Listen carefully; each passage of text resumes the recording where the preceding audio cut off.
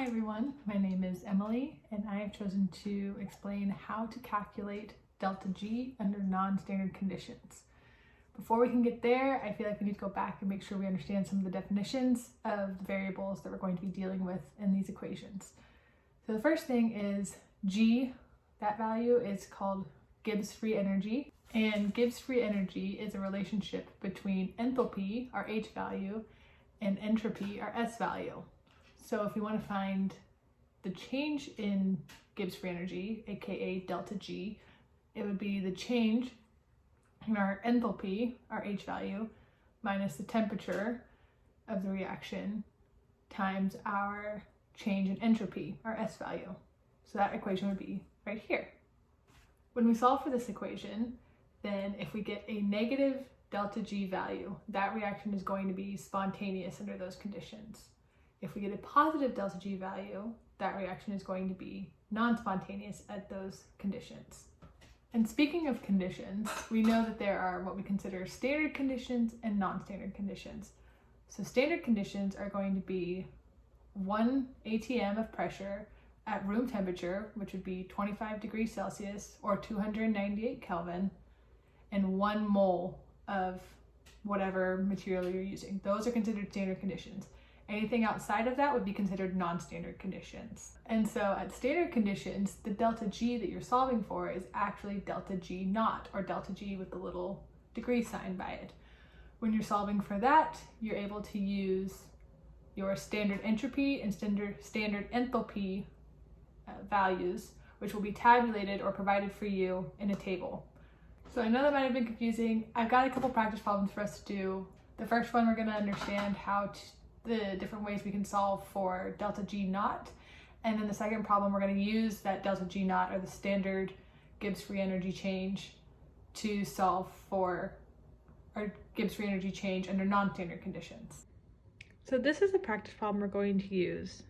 Example 16.8, using standard free energies of formation to calculate delta G naught. Consider the decomposition of yellow mercury 2 oxide. There's the equation. Calculate the standard free energy change at room temperature, delta G naught. So that's the value we're looking for. And the first time we solve it, we're going to use the standard free energies of formation. And the second time, we're going to use the standard enthalpies of formation and standard entropies. So part A tells us to use the standard free energies of formation, the delta G naughts of formation. These values are going to be tabulated for us since it is under standard conditions, and those have been included here. To solve this, we're going to delta G naught equals the sum of the delta G of formation of our products minus the sum of delta G of formation of our reactants. So now I have plugged in the values for each portion of this equation. And the biggest thing to remember is if there is a coefficient used in the original equation, that coefficient needs to come down with the delta G of formation. So here, half of an O2, half of O2.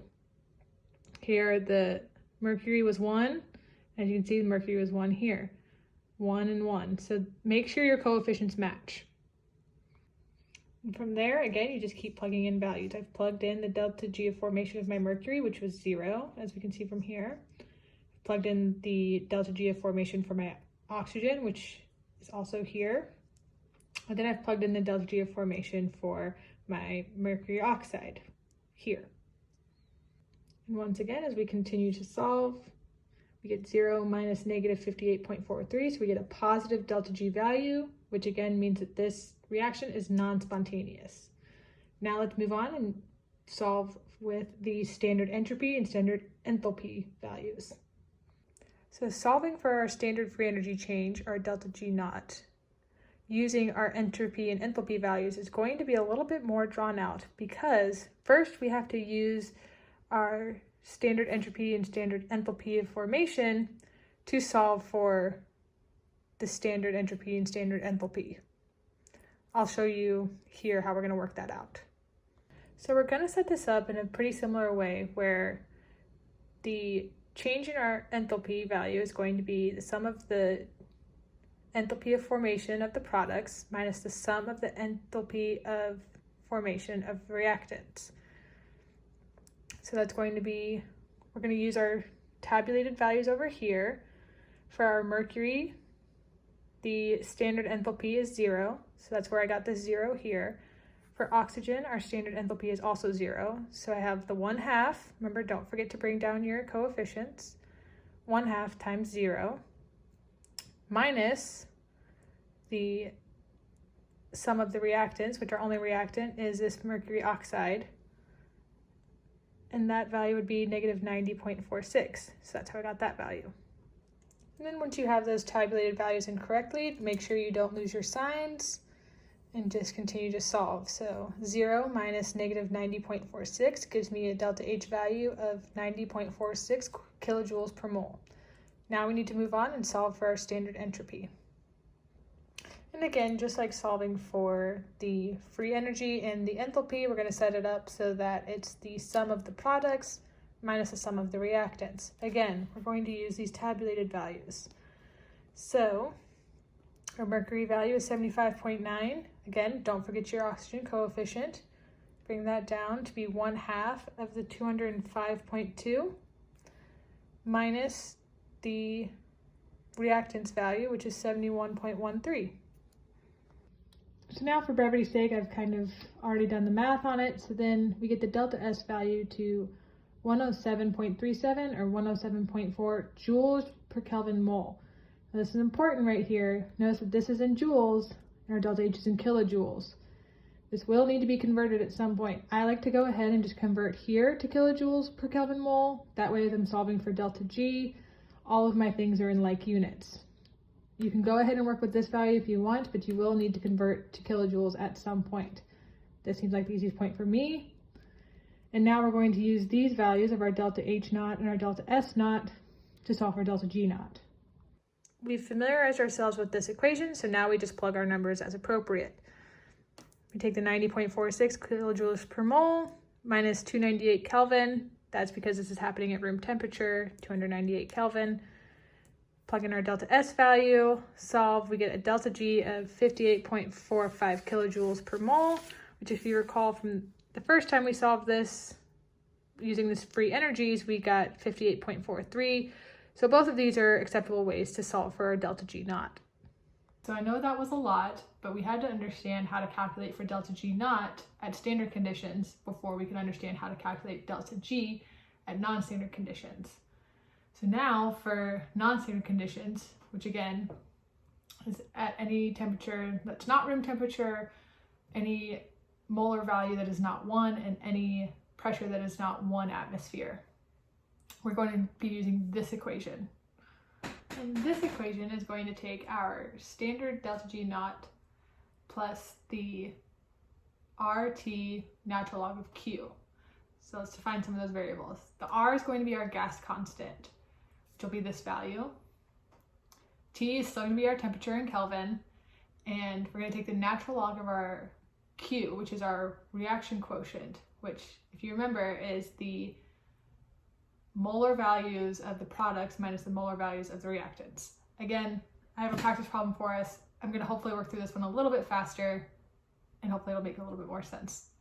So this is going to be our practice problem. It's example 16.12 in our textbook. It's given us a temperature of 25 degrees Celsius, which, yes, that would be considered a standard condition, but considering that these pressures are not standard conditions, we are solving for delta G under non-standard conditions.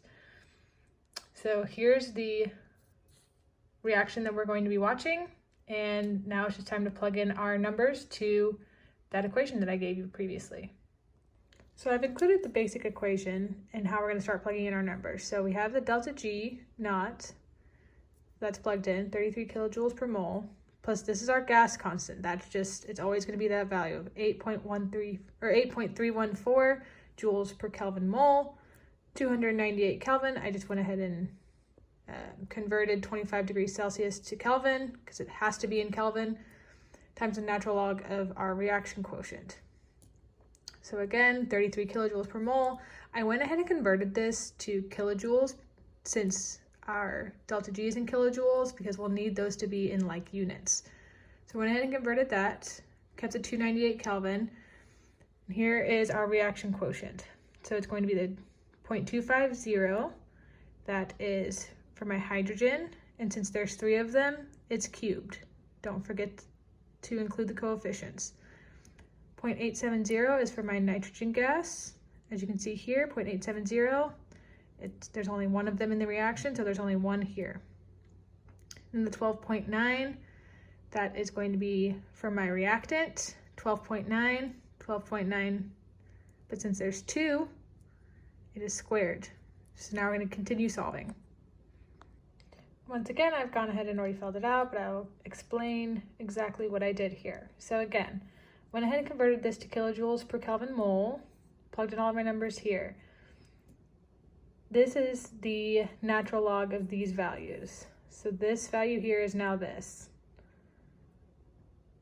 And then I went ahead and took this value here, our R value, times our T value, and got this 2.478 plus the 33 kilojoules. Once again, just went ahead and multiplied these, got the negative 23.32 kilojoules per mole, plus the 33 gives me 9.68 kilojoules per mole.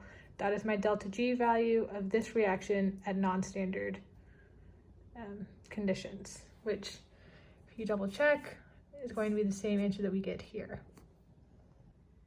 And then just if you're interested, I went ahead and showed how to calculate delta G naught, even though it's given to us for this equation. I went ahead and calculated it. So I did the change in enthalpy minus temperature change in entropy. And for here, all these values that I'm plugging in, I'm just using the tabulated values from Appendix G. So any of those numbers that I'm plugging in all came from Appendix G. As you can see, I get 32.76, which equals the 33 kilojoules here, which again shows that the delta G naught at standard conditions is different than this delta G at non-standard conditions. I know that that was a lot of information and almost maybe a little bit too detailed in some aspects, so I'm happy to answer any questions that you may have regarding any of the practice problems or definitions that I gave. Thanks and good luck, everyone.